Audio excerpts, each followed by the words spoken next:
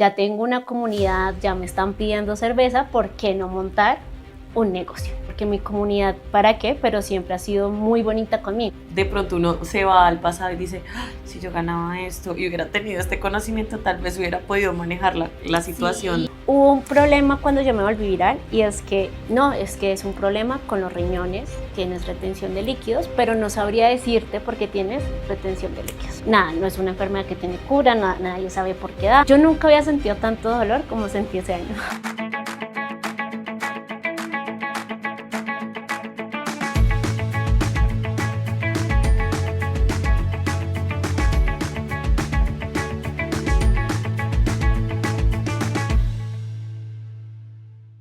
Hola, estás escuchando el podcast de tus amigas, las de 30.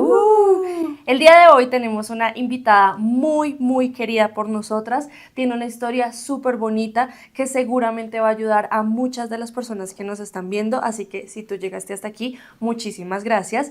Ella es Ivonne La Crespa. Un aplauso. ¡Oh! Bienvenidísima. Y además quiero decirles que está en el punto exacto para entrar a esta temporada de las de 30. Sí, está en el puntico ahí. Y como ustedes han visto de pronto en nuestros capítulos anteriores con nuestro astrólogo, él dice, entre los 27 y los 31 años les va a pasar algo que les va a cambiar absolutamente la vida. Por eso muchas personas como que tienen crisis. Y la historia de Ivonne va por ese lado, que nos va a contar como ese momento que cambió su vida para siempre y que ahora tiene un pensamiento quizás diferente sobre su forma de ver la vida y de vivirla. Bueno, ¿por qué no nos cuentas un poquito cuántos años tienes, de dónde eres, tu profesión y esas cosas? Bueno, muchas gracias por invitarme, súper emocionada, un poco nerviosa, feliz de estar acá. Pues mi nombre es Ivonne, yo tengo 29 años, soy negociadora internacional, estoy acá, bueno, nací en Bogotá. Pues digo que negociadora internacional, pero creo que también he hecho muchas cosas en la vida, más que negociadora, cuentera, influenciadora, en algún momento fui barman, dueña, emprendedora y pues bueno, muchas carreras, en fin, hago todavía. Sí, justamente te voy a contar como el contexto que yo sé y luego tú lo vas complementando. Entonces, nosotras nos conocimos hace mucho tiempo precisamente por el tema de la cuentería y la comedia y pues desde entonces quedamos como en contacto. Y lo próximo que yo fui a saber de ti, tú hacías mucha creación de contenido y entonces creaste un lugar de cerveza artesanal, que era tu emprendimiento. Y yo, wow, qué chévere. Y en ese momento, pues me pareció súper interesante porque pues ya habíamos salido de la pandemia, ya era un momento donde la gente empezó a salir. Y yo lo vi desde que lo iniciaste. Desde que lo iniciaste yo empecé a ver todo, yo like.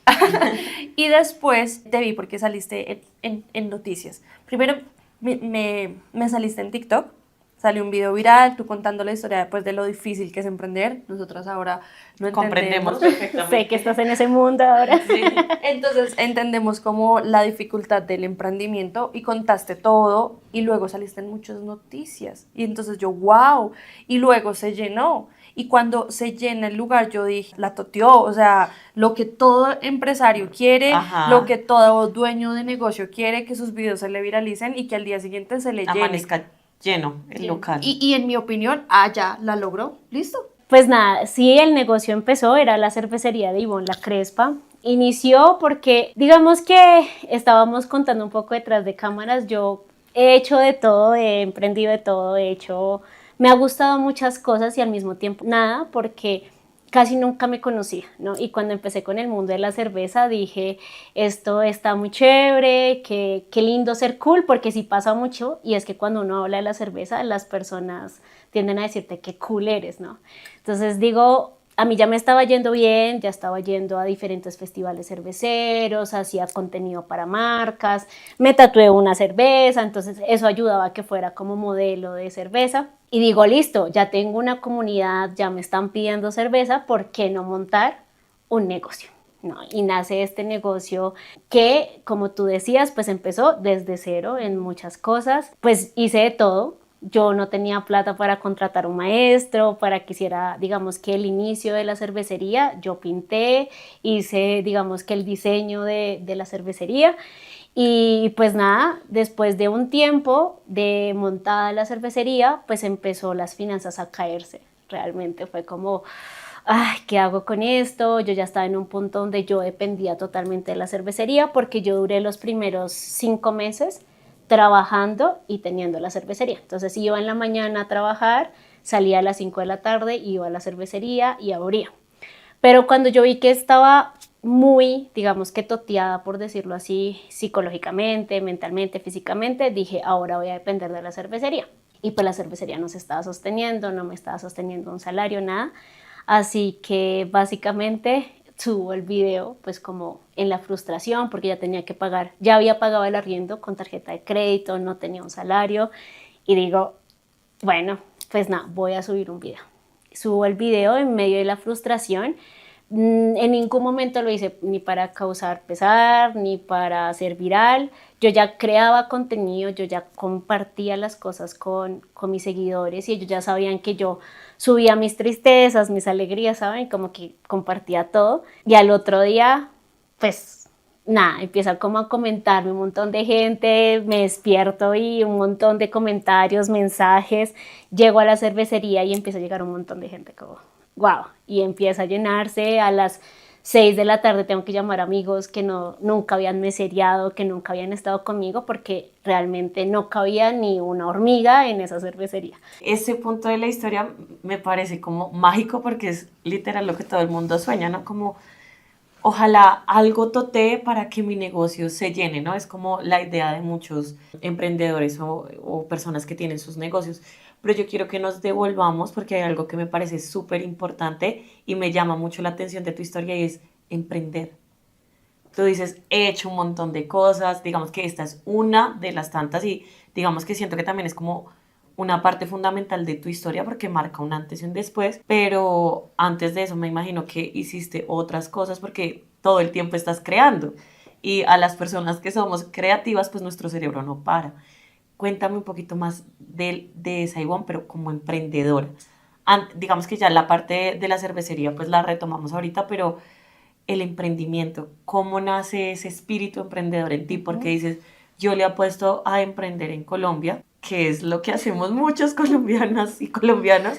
Uf, creo que siempre la gran mayoría de trabajos que he tenido, digamos que muchos de mis jefes me lo hacen saber, muchos de mis compañeros también. Yo soy una persona que no sirve para hacer una tarea todo el tiempo, a toda hora e igual. O sea, desafortunadamente sí he encontrado muchos trabajos que en un principio uno entra y hace, bueno, no sé, tienes que hacer esto en un Excel todos los días por el resto de tu vida. A mí no me gustaba, siempre iba más allá, mis jefes eran como, Dios mío, de hecho una vez un gerente me dijo, tú tienes mente de gerente, porque a ti te gusta ir más allá, no te quedas como, ah.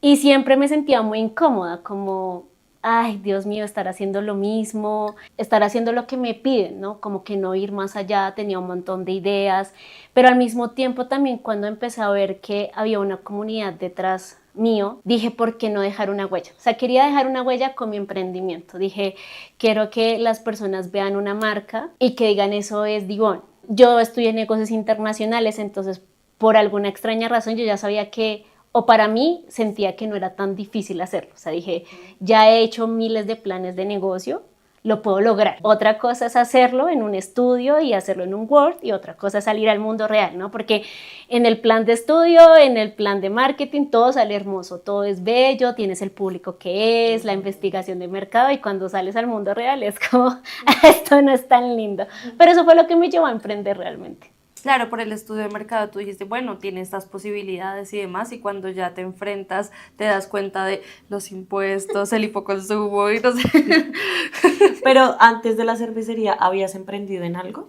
Mira que no, yo tenía el envío de cerveza a las casitas, empezó a ser algo que subió muchísimo. ¿Por qué? Porque a mí siempre me ha gustado mucho la experiencia, a raíz de lo que estudié entendí que la experiencia lo es todo, porque pues muchas personas venden lo mismo. Entonces, ¿qué es lo que a ti te hace sentir identificado, que hace que el público te elija? Y los paquetes venían con muchas cosas muy específicas mías, porque desde que yo empecé a hacer contenido, pues yo realmente colocaba cosas muy específicas mías, mi lenguaje, mi manera de hablar. Entonces eso me entusiasmó muchísimo porque dije, bueno, ya estoy vendiendo cerveza, me está yendo bien, yo era mi propia domiciliaria, la que empacaba, la que compraba la cerveza, pero al público le gustaba. Por eso dije, claro, lanzarme al ruedo. Y hay algo en lo que yo pude fallar y que sí se los reconozco un montón, es que yo, a pesar de que ya tenía una comunidad, nunca les dije, oigan, ¿ustedes qué esperan de mí? ¿Una cervecería? Porque nunca pregunté eso. Dije, ay. Pero a mí la creación sí. de contenido también me parece que es emprender. Sí, O sea, que ya exacto. habías iniciado. Sí, yo iba a decir lo mismo. Sí, Claro, y el claro. tema de la cuentería también. O sea, pues yo supongo que al principio tú lo veías como un hobby, ¿no? Como, pues es algo divertido, como pintar. Y después te das cuenta que de esa pintada, pues puedes sacar algo de recursos económicos. No sé si como cuentera también lograste sacar algún evento, alguna función, pero para mí, pues tú eres una emprendedora nata desde siempre. Y algo que también valoro mucho y es que tú hablas como de una comunidad y me encanta porque yo siento que yo hago parte de tu comunidad, aunque nos conocimos como amigas, y es como que uno a veces no sabe el impacto que tienen sus palabras en otras personas y que hay gente que simplemente te ve pero no comenta, no da like, como que yo era una de esas personas que yo veía todo lo que tú hacías porque me salías, y a mí me parece muy resiliente eso de ti, que tú has creado mucho contenido todo el tiempo y no has dejado de crear y de hablar y de comunicar y comunicar todo, desde ese video viral hasta hoy que ya vamos a esa historia que también me parece importantísima, lo que surgió después de este video viral y de lo que surgió hasta hoy. Entonces sí quería como mostrarte eso, que todas las palabras que tú has dado en tus redes sociales han sido muy importantes porque sí siento que le pueden ayudar a muchas personas que de pronto tú no lo ves porque no es algo así súper masivo o algo así, pero sí ayudas a mucha gente. Y me parece que estás también teniendo un punto de diferencia a muchos creadores de contenido, y es, hoy en día dices, yo no le pregunté a mi comunidad, pero fue porque de pronto no se te pasó y demás, pero siempre tienes a tu comunidad en tu discurso. O sea, siempre haces lo que haces en pro, en ayuda o en lo que sea de tu comunidad, ¿sabes? Como pensado en ellos.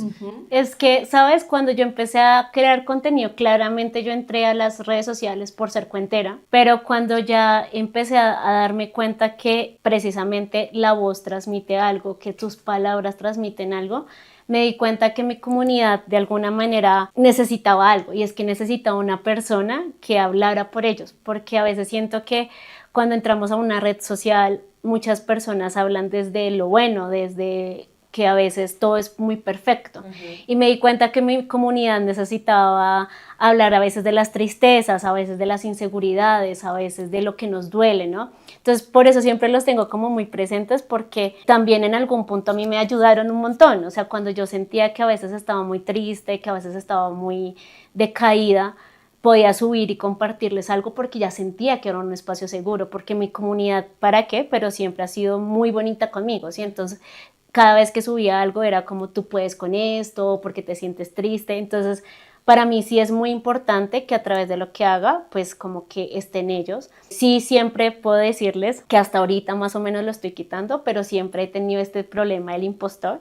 Entonces, lo que ustedes decían ahorita, como tú haces un montón de cosas y yo no he hecho nada. Siempre. Bienvenida al club. Al club de los impostores. Sí, porque de verdad siempre me pasa, cada vez que hablo con alguien es como, pero Yo tú has hice hecho, todo eso, sí, y yo no he hecho nada. De hecho, en terapia mi psicóloga sí era como, necesito que coloques una lista de todas las cosas que has hecho, porque a veces uno no ve las cosas que ha hecho, o sea, y más porque uno siempre piensa que hacer cosas es lo que siempre está muy estandarizado, ¿no? Entonces, como no compré mi carro, no he hecho nada, pero sí he hecho un montón de cosas. Entonces, volvemos al tema de, digamos que feedback. No le preguntaste a tu comunidad, ¿realmente quieren una cervecería? ¿Qué pasa ahí? Entonces, bueno, te lanzas, sale el sueño del Word a la realidad y llega a la cervecería. Fíjate que primero mi comunidad no quería tanta cerveza. O sea, como que ellos me manifiestan como, sí, me gusta ir a tu espacio, pero no tomo tanto. Entonces te compro una cerveza, pero me voy. Vivo la experiencia y ya. Exacto. Y yo antes de abrir la cervecería era gerente de CRM en una empresa de moda, de lujo. O sea, nosotros vendíamos Versace, Dolce & Gabbana. Entonces, muchos asumieron que yo iba a abrir, era una boutique de ropa. Como que ellos siempre habían pensado que a mí como me gusta mucho la moda y como que tenía pintas muy específicas, pensaron que yo iba a abrir algo relacionado con ropa, nunca con cerveza. Entonces, claramente eso ayudó a que no fuera tan hacia mi comunidad la cervecería. Porque fueron, la inauguración se me llenó del apoyo de las personas, iban y tomaban una cerveza, iban y me saludaban, pero hasta ahí, o sea, era como, voy a tomar una cerveza, me voy, no me gusta la parranda, no me gusta tomar un montón.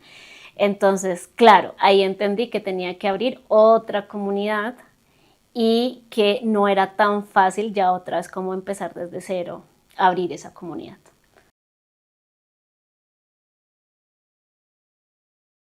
Y más porque el público que me conocía sabía que yo, por ejemplo, en redes sociales hablaba de las inseguridades, de las tristezas, ¿sí? Como de mi mundo real. Mientras la gente que llegaba quería saber de cerveza, no le interesaba saber si estaba triste, ¿saben? Entonces chocaba un montón también mis redes sociales porque ellos querían una chica que hablara de cerveza. El problema es que yo tenía una interacción donde tenía varias combinaciones, no solo la tristeza, sino también la cerveza. Entonces, claro, crear una comunidad así ya fue mucho más complicado, ese nuevo público de la cervecería fue mucho más complicado. ¿Y cómo te abriste paso ahí? Pues digamos que afortunadamente puedo decir ahorita, hasta ahora lo reconozco, como que tengo el don de poder hablar con las personas. Muchas personas me han hecho saber que interactuar conmigo es fácil, a pesar de que yo a veces suelo ser un poco como callada, introvertida con ciertas personas. Eso permitió muchísimo que llegaran muchas personas nuevas, como, ay, me interesó este lugar. Había algo muy lindo y es que mi logo decía Ivonne la Crespa y era una crespa literalmente. Entonces, eso ayudó a que muchas personas crespas llegaran a mi cervecería. O sea, como, mira que yo nunca había visto que alguien dijera crespo, así como, mira, un crespo. Entonces llegaron muchas chicas. Las chicas se dieron cuenta que mi cervecería era atendida por una mujer.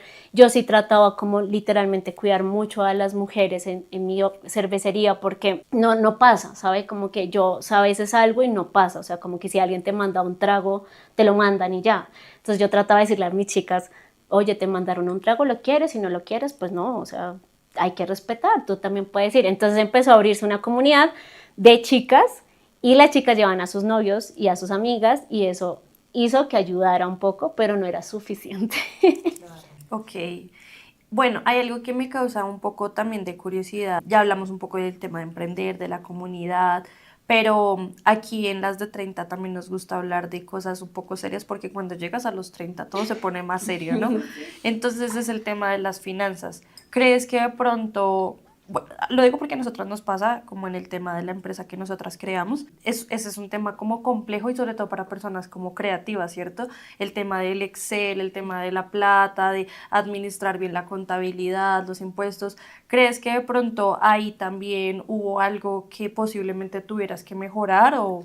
Muchísimo, muchísimo. Si les voy a decir, de hecho, a principios de este año tomé clases de finanzas. Ok. Que eso es algo que les decimos aquí en las de 30.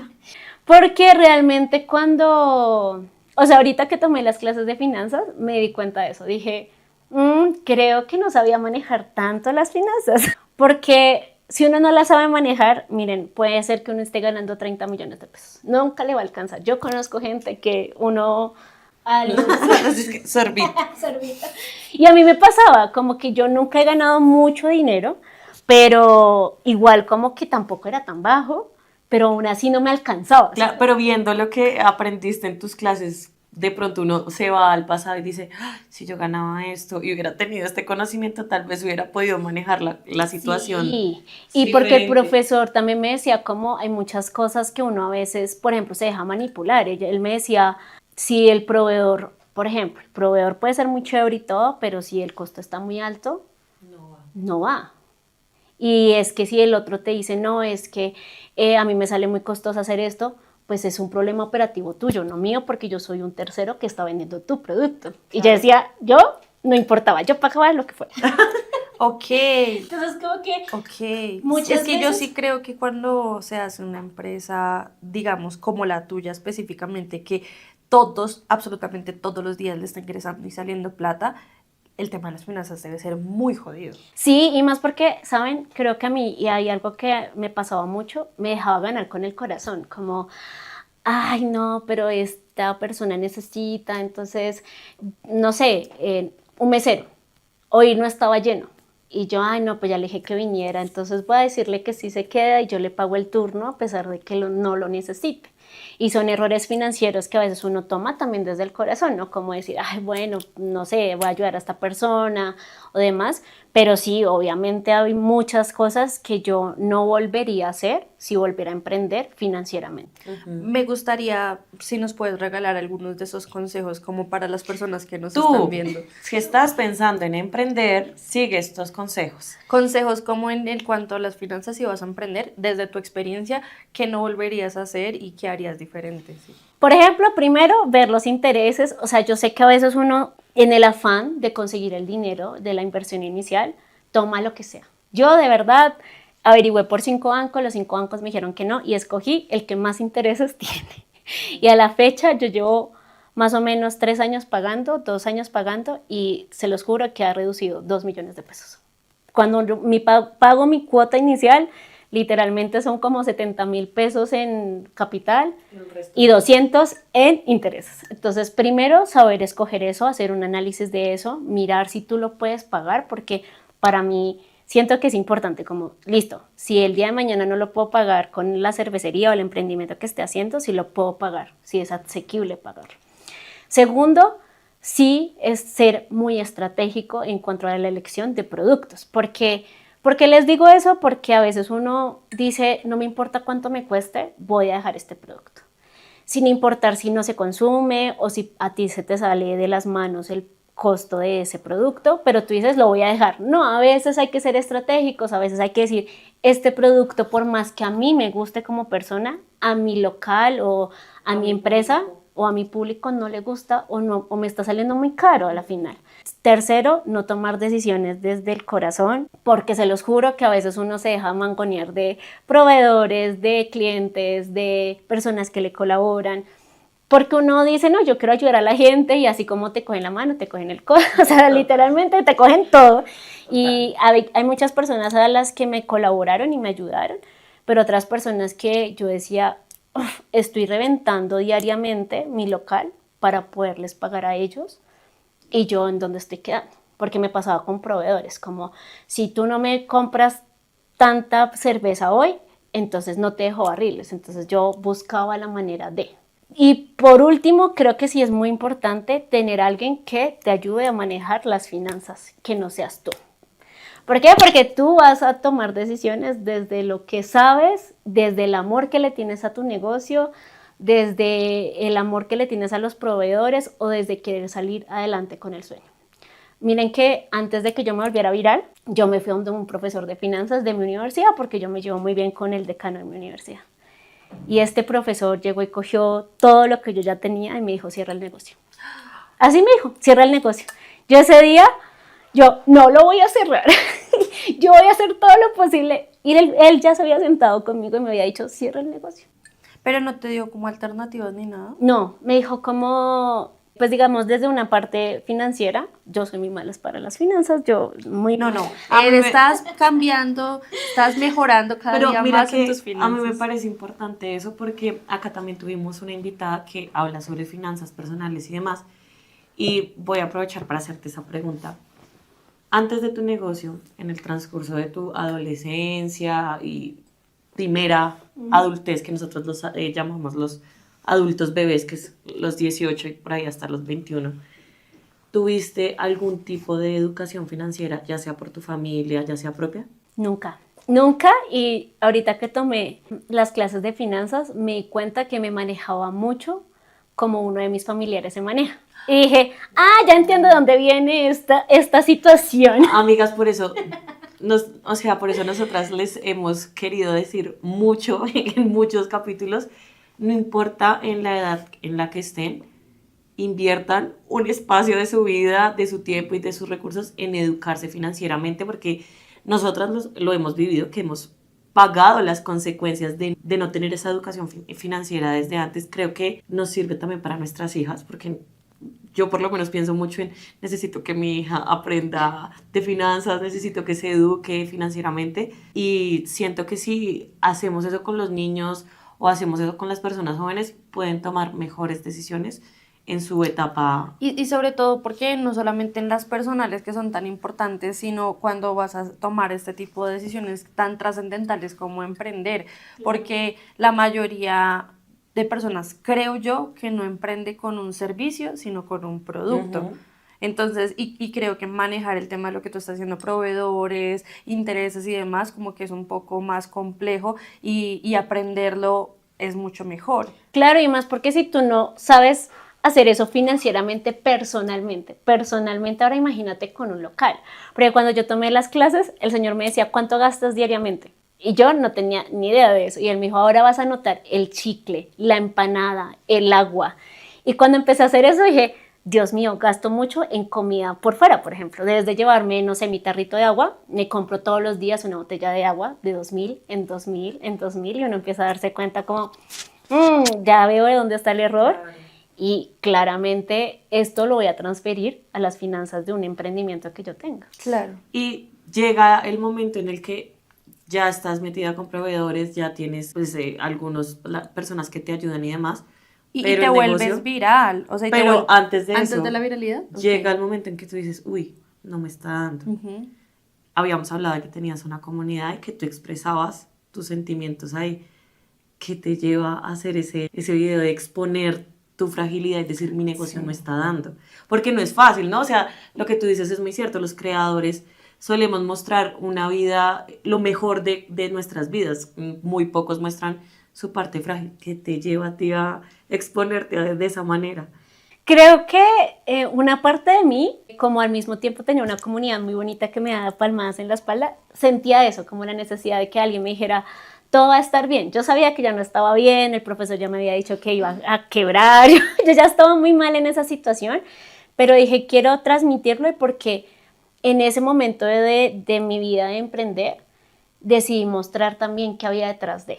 Entonces, llorar porque, no sé, hoy se fue la luz y no pude vender, o hubo un tiempo donde yo dormía en el sofá del local porque yo no tenía para los taxis de los viernes y sábados, porque me cobraban desde mi casa, bueno, desde el local hasta mi casa 40.000 pesos. Entonces yo dormía en el sofá y madrugaba en la mañana, me iba a la casa, me cambiaba y volvía.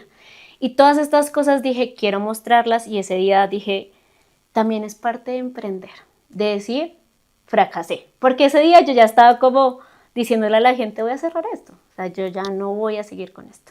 Por eso me motivé un montón en subir ese video. Digamos que uno cree que el problema de la empresa para fracasar es la plata.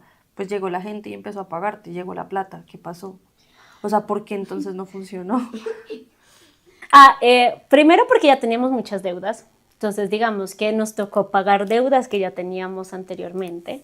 Segundo, porque hubo un problema cuando yo me volví viral y es que, claro, no sabían quién era Ivonne. Y mi cervecería era literalmente Ivonne en esencia pura. Entonces, la música que se escuchaba, los productos que tenía, el lenguaje que se usaba.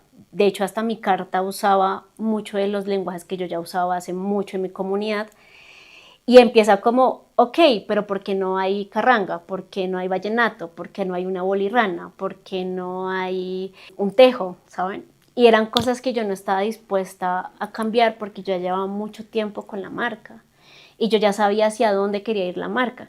Claramente en algún punto sí pensé en decir, pues transformo esto, le quito mi nombre y coloco la carranga, ¿saben? Pero yo no estaba dispuesta a hacer eso porque para mí era muy importante sostener como la identidad de Ivonne La Crespa. Cuando eso empieza a verse, cuando empieza a ir mucha comunidad que espera algo que no es Ivonne, pues obviamente ya no van. Y por otro lado, la comunidad viral fue a apoyarme, pero una sola vez. No era gente que yo podía retener, porque como no sabían quién era yo, pues no retenían. Y por otro lado era gente que estaba muy lejos de la cervecería, entonces era gente que venía al Tunal. ¿Saben? Venirse del Tunal a tomarse una cerveza, a la final pagar un carro en la noche iba a ser carísimo. Entonces sí iban como un apoyo, pero no se quedaban y no se retenían. Hubo mucho cliente que se retuvo y que se fidelizó y que se quedó ahí, pero no era suficiente. Primero porque sí es algo que sí debo decir y es como si usted siente que su bolsillo o su caja está preparado para pagar un arriendo, monte un local. Pero es que el arriendo se lleva todo. O sea, literalmente el arriendo es algo que uno dice, Dios mío, vendí para pagar el arriendo. Entonces, sí estábamos sosteniendo nuestros costos fijos, pero no estábamos subiendo más allá.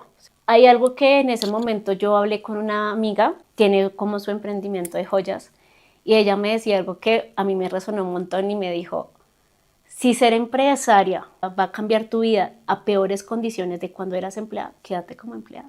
Puede sonar un poco duro, pero yo decía, claro, como empleada yo salía, compraba almuercito, pagaba mi arriendo y como emprendedora estoy llorando, sufriendo, desgarrando. Y yo sabía en mi entorno de negocios internacionales que en un punto tiene que encontrarse un punto de equilibrio.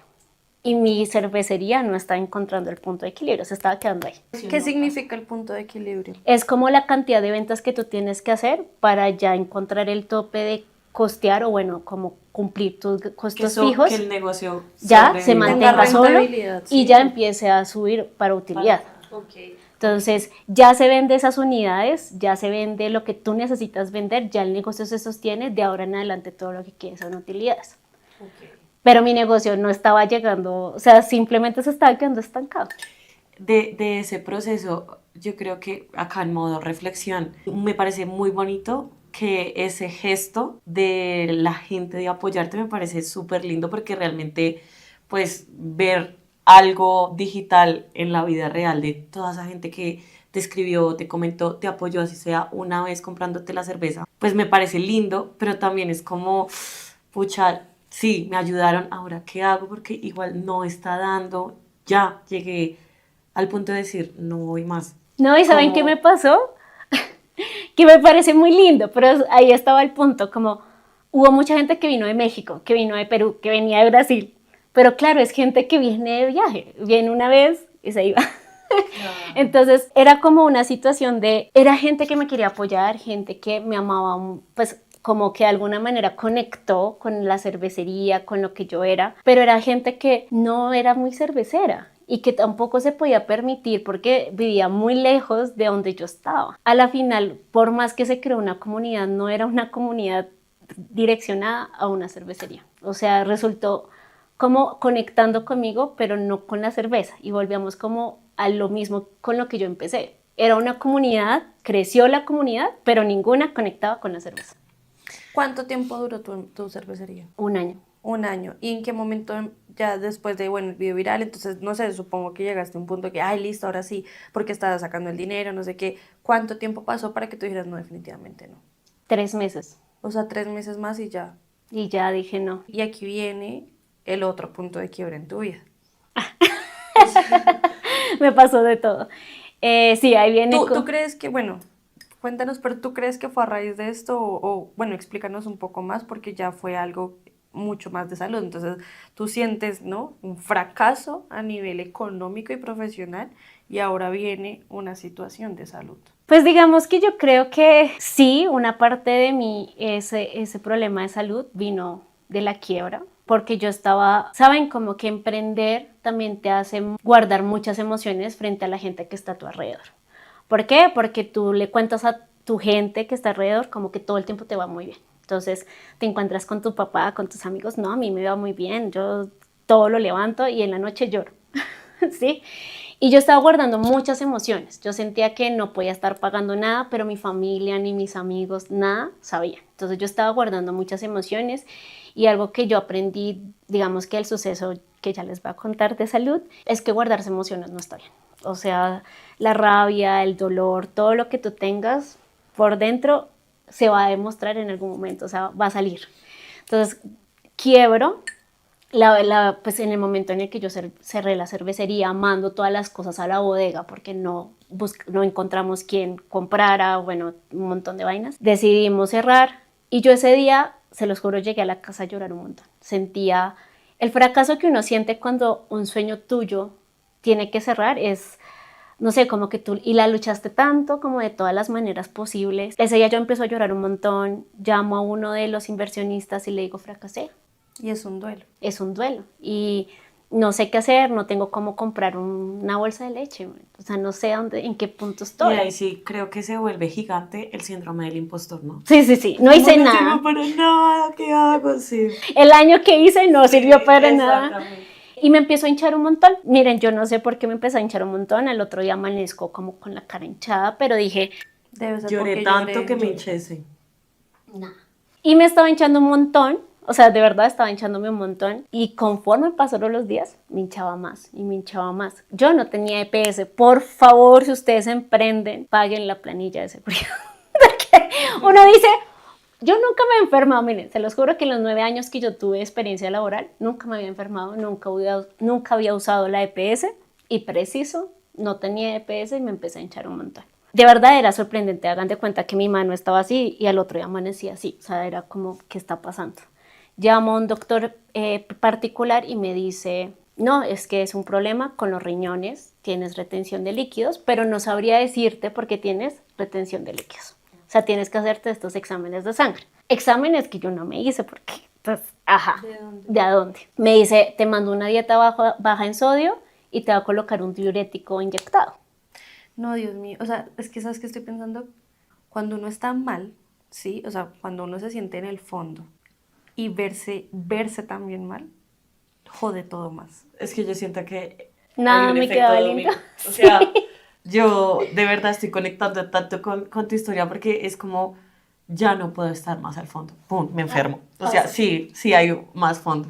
Sí, o sea, realmente, si ustedes nunca a decir, no puedo estar peor. O sea, si usted piensa que no puede haber algo peor, siempre va a haber algo peor. Entonces uno nunca debe literalmente escupir hacia arriba porque literalmente le cae.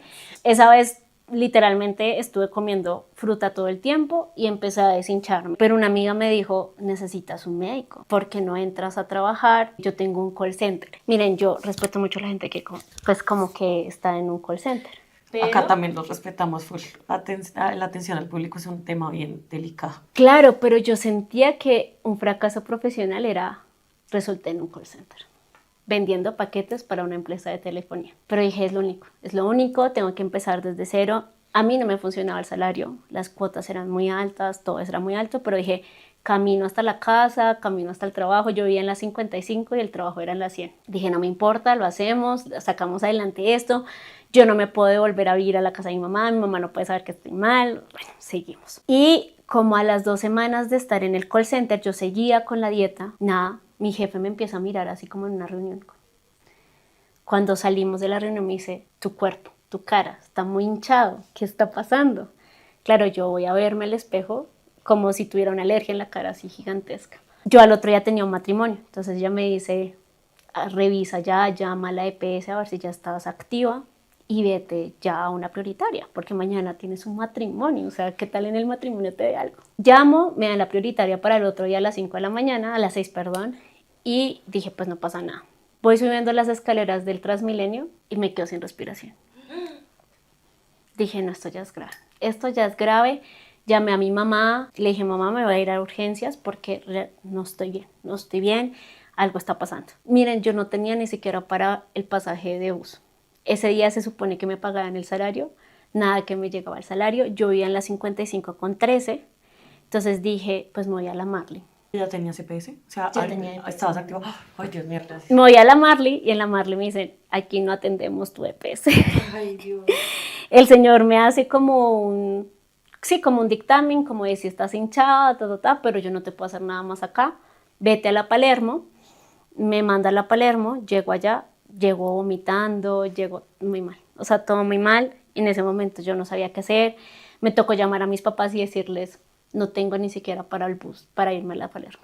Obviamente ahí hubo una pelea gigantesca porque mi papá como, a tus 30 años no puedes pagar ni un carro de 10.000 y yo, pues porque quebré.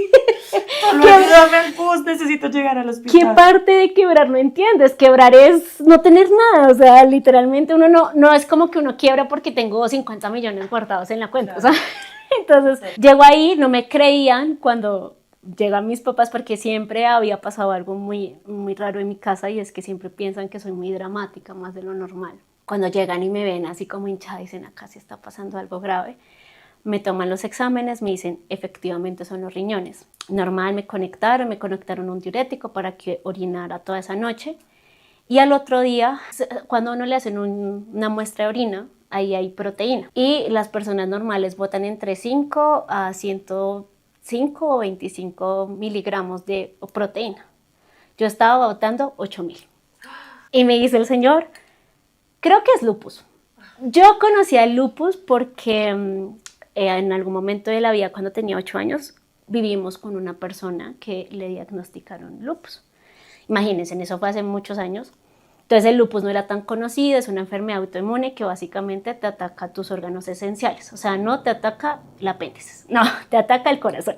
Y yo de mis recuerdos tenía a esta chica como llorando, cayéndosele el cabello, diciendo que no podía ser mamá porque tenía lupus. Entonces yo en ese momento empiezo a tener un ataque de pánico, a vomitar. Yo decía, no, yo no puedo tener lupus, mi mamá se pone a llorar, yo igual, nada. Esto era en diciembre, esto fue un 6 de diciembre.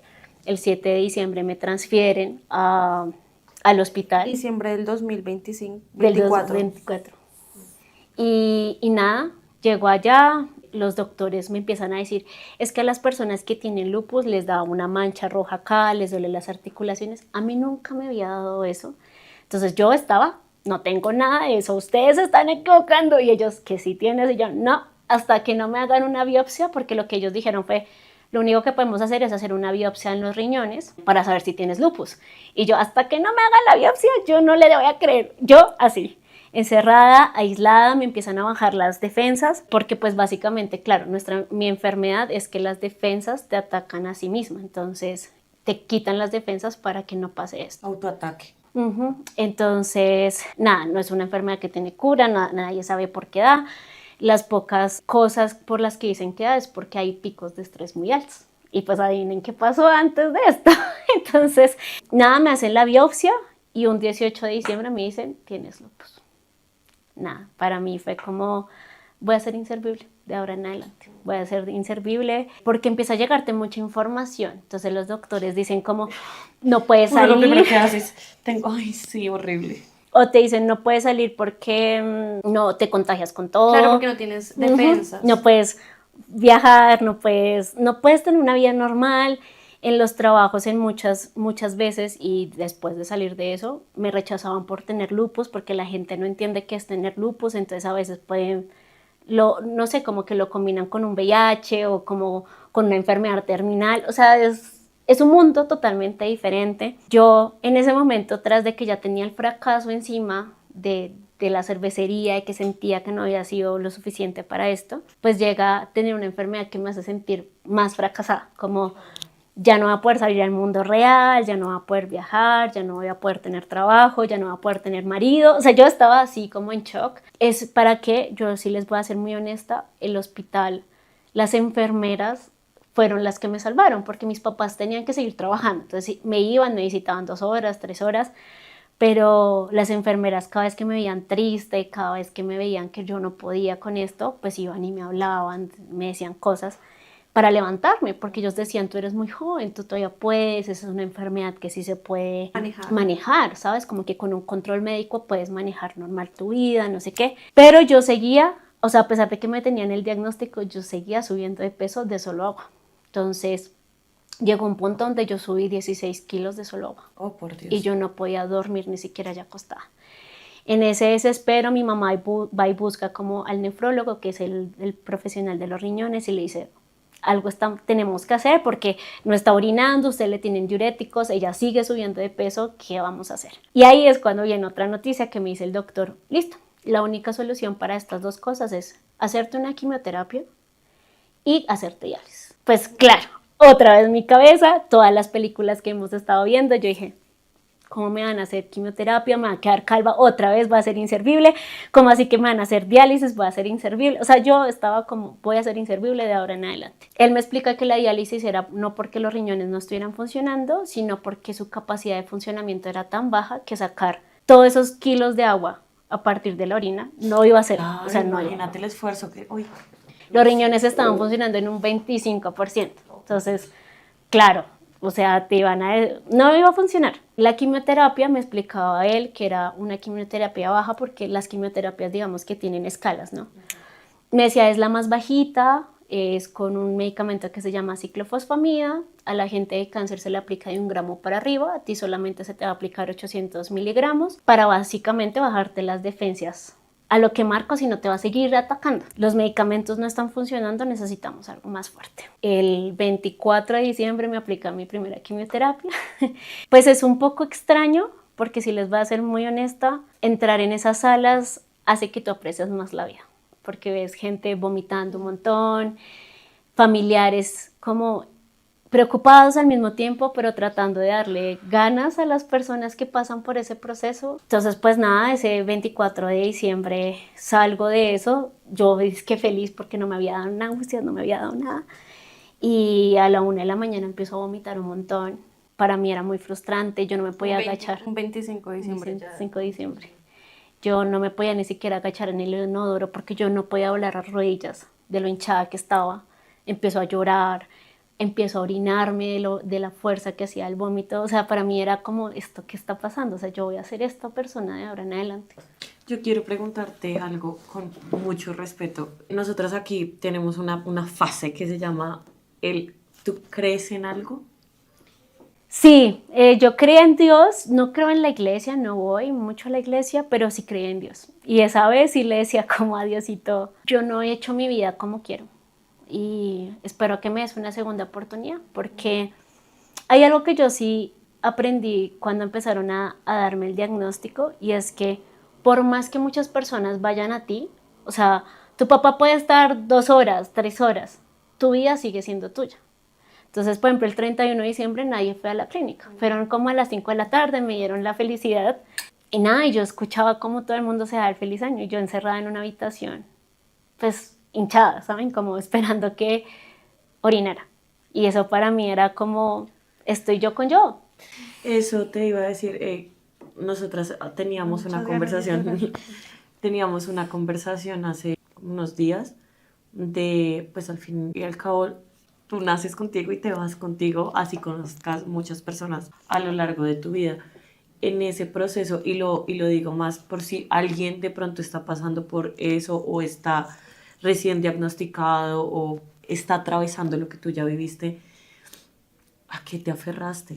Porque yo supongo, lo hablo de verdad desde la completa ignorancia, la salud mental pues puede jugarte muchas malas pasadas, ¿no? Pues afortunadamente tenía terapia en ese momento. ¿De la EPS? No, mi papá me decidió pagar terapia en una fundación porque sabemos que la terapia no es tan asequible a todos, ¿no? A veces son 40.000 pesos la hora, ¿saben? Y no todo el mundo lo puede pagar. O más. Cuando yo abrí la cervecería, que me sentía muy frustrada, que le dije a mi papá como me siento triste, no sé qué hacer con estas emociones, buscamos una fundación que me permitía tener acceso porque costaba 15.000 pesos la hora, ¿saben? Entonces era mucho más asequible y afortunadamente tenía una psicóloga. Porque yo le decía a ella, no sé, o sea, como que cada vez que trataba de salir adelante era muy triste porque le decía a mi psicóloga, no, ya la otra semana empiezo en el call center, todo se va a solucionar y otra vez, ella me decía como es que no logro entender porque es como volverte a parar, como que no la logras, o sea, como que pasaba una cosa tras otra cosa y afortunadamente también el hospital pasaba algo y es que yo siempre he sido muy organizada, como que, entonces yo en medio de mi frustración tendía la cama, como que esas cosas lo hacen los enfermeros, pero yo trataba como de decir, no, pues aquí acostada. Y cuando ellos veían que yo no tendía la cama, que ya eran las 10 de la mañana y yo no me bañaba, entonces me mandaban a psicología como, bueno, ¿qué estás sintiendo con esto? Y les decía como, pues bueno, esto no sé, esto no me está llenando, no sé qué hacer, voy a ser muy inútil enfrente a esto. Pero creo que una de las cosas que me sacó adelante, no, aparte de mi psicóloga, fue creer que podía tener una vida mejor.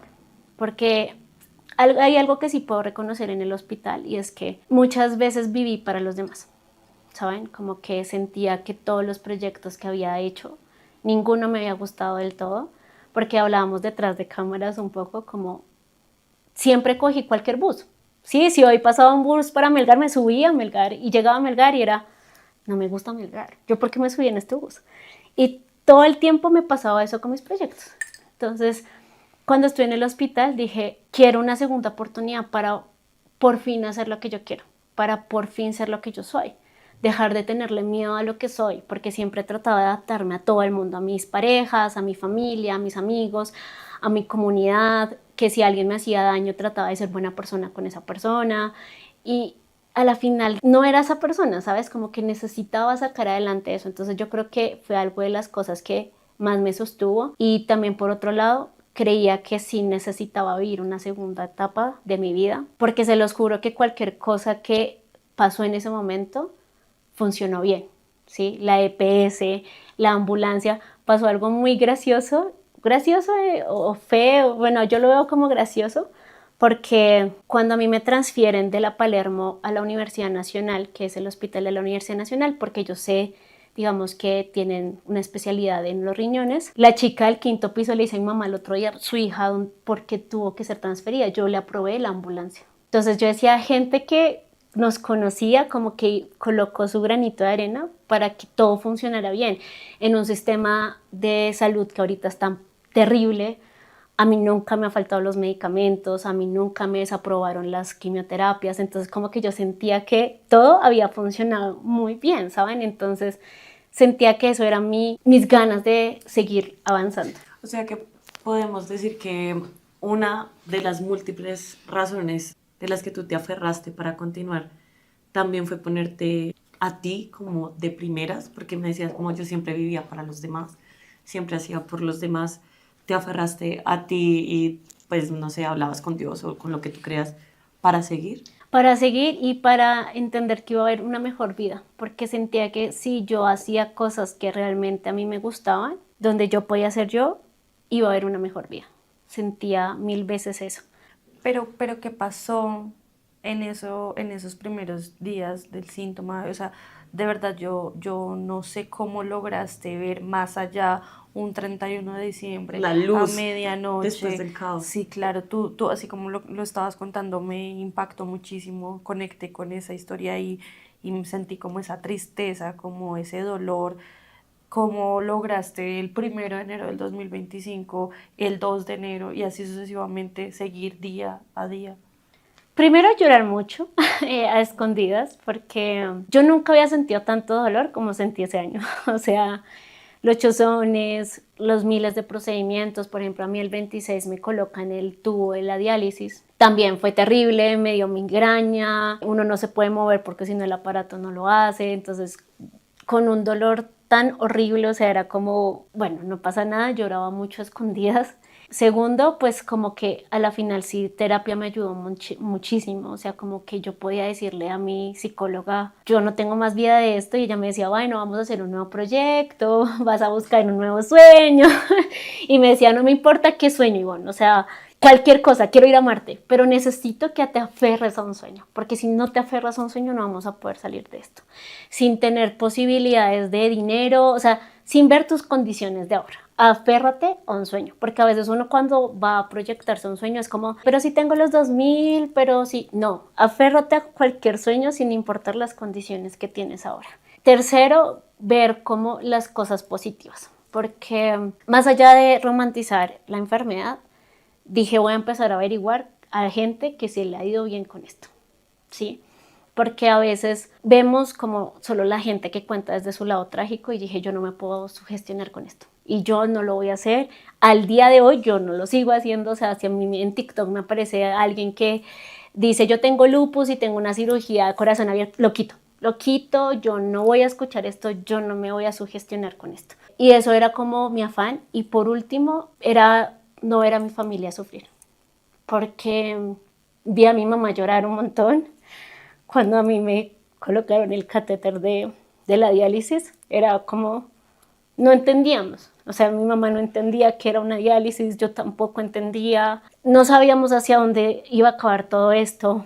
Mi papá cuando me vio el tubo en el cuello tampoco entendía qué era eso. A la final les tocó sostenerme un montón porque yo les lloraba un montón, les decía como no sé qué hacer con tanto dolor, sáquenme acá, yo duré un mes en el hospital, yo ya no sabía qué hacer, el dolor era muy grave, no me dejaban salir ni siquiera a la habitación porque no tenía defensas, entonces era como Todos los días me hacían examen del corazón, si mi corazón, o sea, como si el lupus hubiera atacado otras cosas. Y algo que yo sí le he dicho a la gente es que cuando tú estás muy cercano a pensar que te puedes morir, empiezas a aprender a apreciar la vida. Entonces me llegaba el doctor y me decía, ay, yo tenía una paciente que tenía tu misma condición, llegó sin respirar al hospital, le fuimos a conectar para que respirara y le salía solo agua y se murió. Y era como, gracias. Entonces uno empieza como a decir, bueno, nada, probablemente es una segunda oportunidad a todo esto, pero era bastante, no sé, no quería ver a mi familia sufrir. Yo quiero hacer ahí de pronto, no sé, algo te sirva y es qué bonito que hayas pensado en ellos, aunque eras tu prioridad, pero yo que soy mamá, digo, a mí, mi hija se cae y se raspa y es como si a mí me quitaran media pierna, ¿sabes? Preferiría mil veces que me pasara eso a mí a que le pasara a mi hija. Entonces, cuando tú hablas de tus papás, yo conecté con tu mamá y yo decía, qué impotencia, porque uno preferiría mil veces vivirlo uno con tal de que sus hijos no lo vivan. Y así estés grande, uno de mamá siempre los va a ver como a quien tengo que proteger, a quien tengo que tratar de evitarle el mayor sufrimiento. Entonces, creo que si tu mamá llega a ver esto, qué bonito que te hayas aferrado a ellos. Y quiero aquí aprovechar para decirte en qué momento comenzaste a ver ya la luz de, "Ah, por fin ya estoy comenzando como a sentir que salí de este bache terrible, pues de la enfermedad, también de tu situación mental. ¿En qué momento comenzaste a ver ya un poquito la mejoría en tu vida? Mira que no ha sido lineal, o sea, todavía tengo crisis. De hecho, a final de año del año pasado fue como, yo lo único que hice en esta vida fue sobrevivir. El año pasado solo sobreviví, porque Que es demasiado, que es demasiado, ¿no? vivo, Pero ¿no? volvemos como al, ay, pero no tengo el carro ni la casa, ¿saben? Pero había pequeños momentos de gloria y de felicidad en medio del tratamiento, porque no les voy a decir que fue lineal. Una de esas fue quitarme, por ejemplo, el catéter de la diálisis, porque es un espacio donde tú duras 4 horas conectado, haciendo la misma función de tus riñones. Tú no puedes tomar agua, por ejemplo. O sea, tú no puedes tomar agua porque te sacan agua. Entonces, tomar agua es hacer algo muy tonto. Tú no puedes tomar agua. Yo duré 5 meses sin comer sal. Miren, dejar el azúcar es fácil. Dejar la sal. Las cosas sin sal es horrible. O sea, no importa qué, lo único que podía consumir sin sal era la uyama, es rica sin sal. El resto es inservible, es horrible, por más que le eches ajo, pimienta, lo que sea. Entonces ahí fue un logro grande. Segundo, poderme ir a Italia, porque yo me juré a mí misma que sin importar, y yo les dije a mis papás, y tuve que hablar con mis papás, con mis amigos, con todos los que están alrededor mío, tenemos que dejarle de tener miedo a la muerte. Y yo asumo que si algún momento me llega a pasar algo, yo necesito que ustedes también lo comprendan, pero yo no voy a vivir una vida encerrada. Eso de que te vas a quedar encerrada porque te vas a contagiar, yo no lo voy a hacer. Porque para mí no estaba en mis pensamientos que llegara a los 80 años y me dijeran, ¿y tú qué hiciste en tu vida? No, encerrada. Encerrada en una habitación porque me contagio, porque me pasa algo, porque no, dije no. Y si me pasa algo, me pasa algo. Así que apenas me quitan el catéter, yo había comprado esos pasajes cuando tenía la cervecería con las múltiples liquidaciones que había tenido, como un acto de regalo por abrir la cervecería. ¿Por qué? Porque la psicóloga se dio cuenta que yo nunca me celebraba nada, así que me dijo, te tienes que regalar algo, te tienes que celebrar que hayas abierto tu cervecería. Así que digo, no me importa, me voy. Mi doctor no me había dado autorización. ¿Podía tener una trombosis en el avión? Sí, porque seguía hinchado, pero dije, no me importa, me voy. Y fíjate que allá me deshinché, estuve más tranquila, empecé a darme cuenta como de que yo vivía mucho en estrés, entonces la tranquilidad que me permitió el viaje fue como asombroso. Ahí fue otro logro. Otro logro fue terminar las quimioterapias, a pesar de que las mías fueron muy bajitas, me causaban mucho malestar, vomitaba sin razón. A uno se le empieza a antojar cosas que uno no debe comer en la quimioterapia, entonces como, ay, se me antojó una hamburguesa, y uno se la come y después vomita 5 días, o sea, es horrible. El cabello empieza a caerse un montón, para mí era una identidad el cabello. Yo, por eso mi logo es Ivonne la Crespa, ¿no? Entonces perder el cabello era como, uf. Entonces terminar las quimioterapias fue como otro logro. Cada vez que iba al hospital, otro logro, porque los doctores nunca entendían por qué yo había mejorado tanto en tan poco tiempo. O sea, era porque tus riñones funcionan ya bien o porque el lupus, a mí se me durmió el lupus como a los 5 meses. La gente no entendía o los doctores no entendían cómo podía pasar eso. Hay gente que dura 2 años, 3 años, 10 años sin que el lupus se le duerma, ¿saben? Esos pequeños logros era como, voy a salir adelante, voy a salir adelante, voy a seguir haciendo esto, voy a seguir soñando. Y volvía y me caía, igual no era lineal. Y todavía hasta la hora que no es lineal, hay algo que me pasa mucho y es que me da mucho miedo hacer sueños. Lo sigo haciendo, pero me da mucho miedo que vuelva a pasar lo que pasó con la cervecería. Hay algún miedo irracional que es no tener a mi mamá cerca. Me da miedo que vuelva a pasar algo como estar en un hospital y no tener a mi mamá. Porque la fortaleza que tuvieron ellos, mi papá es un poco más lejano a sus emociones, entonces lo que hizo fue aislarse un poco. Ayudaba, pero era como un poco más... Pero la fortaleza de, no sé, sostenerme a mí, decirme no llore y que ellos llegaran a llorar a la casa fue como, uff. Entonces ahorita me da mucho miedo, como que vuelva a pasar algo y que yo no tenga a mi mamá cerca. Pero tengo que seguir porque, pues no sé, supongo que ahí no acaba la vida. Tú tienes una marca también, aparte de Ivonne La Crespa, y creaste también como un espacio donde cuentas más cosas de formato largo como YouTube. Ivonne, ¿por qué prometes quedarte? Porque, ¿saben? Sin importar todo lo que ha pasado, creo que fue lo mejor que me pudo haber pasado. Por alguna extraña razón, después de todo lo que pasó, conecté mucho conmigo. Empecé a entender que yo era una persona que necesitaba tener un espacio en el mundo, porque siempre me decía a mí misma, no, es que eres muy intensa, es que eres muy dramática, es que las cosas que haces no. Yo le tenía mucho miedo al rechazo, mucho miedo al rechazo, entonces todo el tiempo estaba como ocultando lo que yo era, dejando muchos sueños detrás, porque si yo no le caía bien a una persona, entonces no, yo ya no sirvo para hacer eso. Y todo el tiempo era haciendo eso. Así que este año he conectado de una manera asombrosa conmigo. Y me he dado cuenta que el 80% de las cosas que yo creía que me gustaban, no me gustaban. O sea, siempre fue como algo que hice por los demás, algo que enlacé por los demás, pero nunca me gustaban. Por otro lado, también creo que es muy importante la relación que he cultivado con mi familia, con mis amigos. Puedo decirles que el 80% de mis amigos se fueron.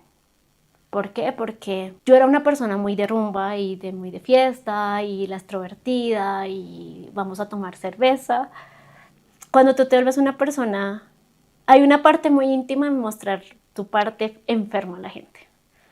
Porque te tienen que cuidar, porque nos tenemos que preocupar si hay un hospital cerca, porque hay que saber Ivonne qué come, si yo me fatigaba tenemos que parar porque Ivonne se fatiga, ¿sí? Y no todo el mundo está dispuesto a eso.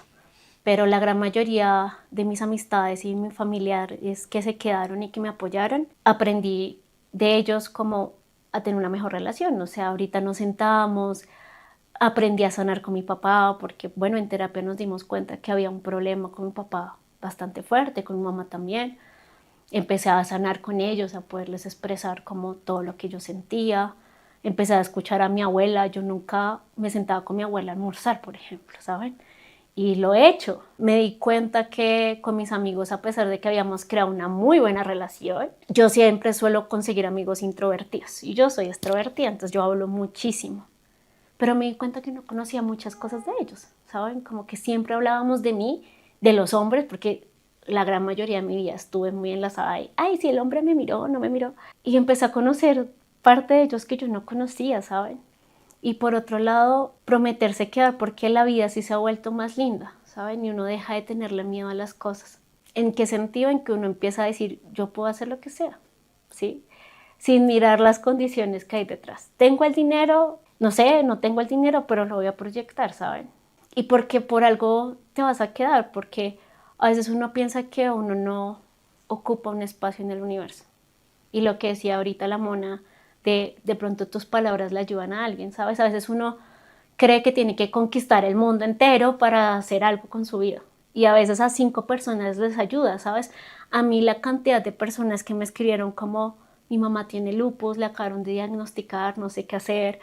Entonces yo le decía, no, pues come muy bien, porque hay algo que sí de mi enfermedad aprendido es comer bien, hacer ejercicio, ya no por ay, voy a ser flaca, voy a ser... No, porque nos toca cuidarnos y la salud emocional. O sea, yo ahorita ya no me guardo nada. Si hay que hablarlo, se habla. Si hay que decirle a una persona, me disgusta lo que hiciste, lo hacemos. Si a mi público en general salgo a redes sociales, porque también aprendí a eso, como mi comunidad en redes sociales no me tiene que hacer sentir incómoda, no me tiene que atacar. Y si no le gusta a la gente, está bien. Entonces salir en voz alta y decirle a la gente, esta soy yo. Si a ti no te gusta, me puedes bloquear, me puedes dejar de seguir, claro, pero yo no voy a seguir adaptándome a ti. Entonces, prometerse quedar es, sin importar qué pase en tu vida, seguir intentando. Y nos alegra mucho que hayas prometido quedarte. Sí, felicitaciones por todos los logros que has tenido. Y por compartir tu historia con nosotras. Acá hacemos un ejercicio que esta vez lo voy a cambiar para ti, porque de parte de las de 30, estoy segura que lo vas a ver en un futuro. Tú estás a un pie de llegar a los 30. Quiero que mires esa cámara, por favor. Esta. Quiero que mires esta cámara y le hables a la Ivonne de 40. El ejercicio siempre lo hago a la inversa, pero siento que quiero que le hables a tu yo del futuro y le digas lo que tú quieras decirle, cómo la quieres ver, qué enseñanzas quieres que se lleve para esa etapa de su vida, lo que tú le quieras contar a esa Ivonne de 40. ¡Acción! Bueno, empezamos en un momento. Les voy a reconocer que antes de decir esto, estoy en un momento decisivo de mi vida, entonces me cogieron así, con los calzones abajo. Pero quiero decirte que me siento muy orgullosa de ti, que en estos 10 años hemos logrado hacer lo que realmente queremos hacer, porque duraste mucho tiempo de tu vida, sobre todo en tus 20, complaciendo a los demás. Así que ya eres una persona muy feliz, aprendiste a escoger tus sueños a pesar de que te dé miedo, aprendiste a entender que hacías más cosas de las que creíste que no hacías, porque siempre dijiste no hacer cosas e hiciste muchas cosas y a la fecha has hecho muchas cosas. Y encuéntrate feliz porque estás viviendo en Italia y probablemente casada con un italiano. Y haciendo muchas cosas que ya no le tienes miedo, como viajar sola, hablar otro idioma, creer en ti sobre todo, y que puedes hacer muchas cosas porque siempre juraste que no podías hacer esas cosas.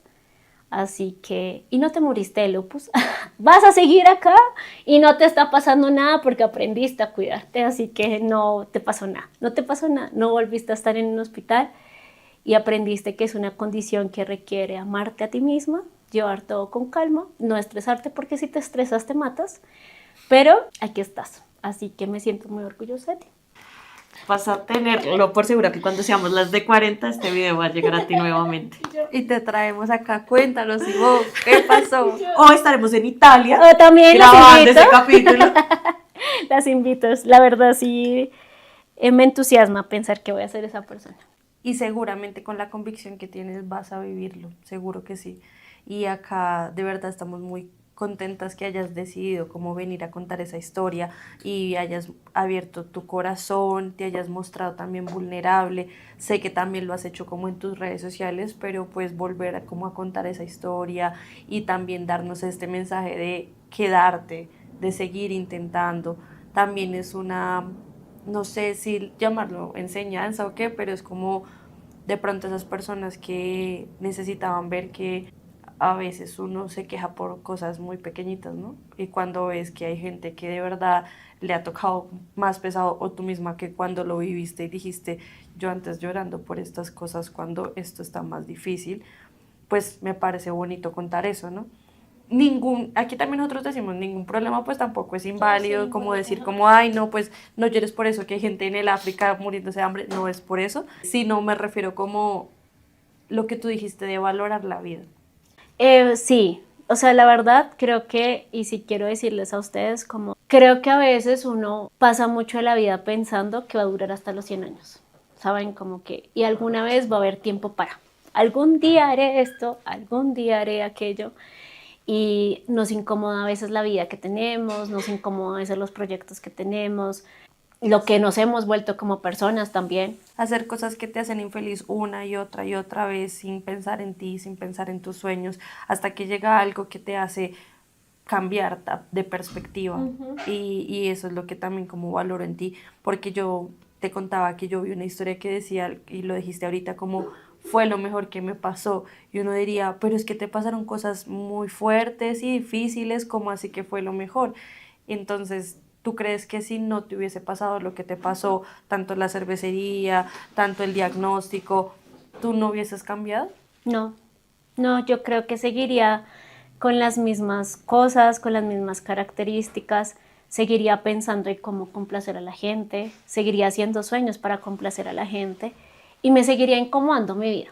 ¿Saben? Porque yo sabía que eso estaba mal, o sea, desde hace mucho tiempo. Mi vida, lo que yo era, cómo convivía con los demás, pero no lo cambiaba por miedo, por que a uno, pues es lo que tú conoces, ¿no? Ahorita, por ejemplo, estoy haciendo nuevos proyectos, irme a otro país. Entonces, da mucho miedo. Las crisis que he tenido cada vez que envío un documento es como, me va a ir muy mal. Y conocer algo nuevo, conocer una versión tuya nueva, da mucho miedo. Pero si no me hubiera pasado eso, seguiría ahí estancada, porque también siento, llámelo universo, destino, Dios, lo que ustedes quieran, que cuando uno no se siente cómoda con la vida que está haciendo, con las cosas que está haciendo, la vida no avanza, o sea, como que tú te estancas, o sea, como que no creces en ese trabajo, como que no se te dan las cosas, no sé, por alguna extraña razón te estancas. Yo ahorita en este nuevo camino, como que todo me ha salido más fácil, ¿saben? Como que todo fluye cuando eres tú. Y el rechazo se siente menos difícil y los no se sienten menos difícil porque ya estás muy convencida de lo que tú eres, ¿sabes? Entonces sí, hubiera seguido siendo la misma persona definitivamente. Muchas gracias de verdad por esta historia tan bonita. Creo que nos trajo muchas enseñanzas y siento que también nos dio una manera diferente de ver la vida.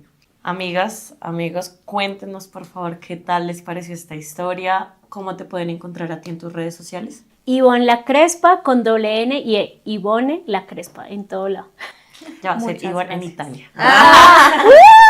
Amén, amén. Y pues ahí seguiremos viendo tu contenido, cualquier cosa que tú decidas hacer, igual ahí vamos a estar también nosotras apoyándote. Muchísimas gracias por contar esta historia y de verdad felicitaciones por todo. En verdad sigue haciéndolo, sigue contando tus historias, sigue hablando, que todo lo que estás haciendo ha tenido un propósito muy bonito y como dijiste, así sea 5 personas que ayuden, son 5 personas que les estás salvando un poquito la vida. Gracias. Y bueno, nosotras nos pueden seguir en todas nuestras redes sociales como Las de 30. Chao, que les vaya bien.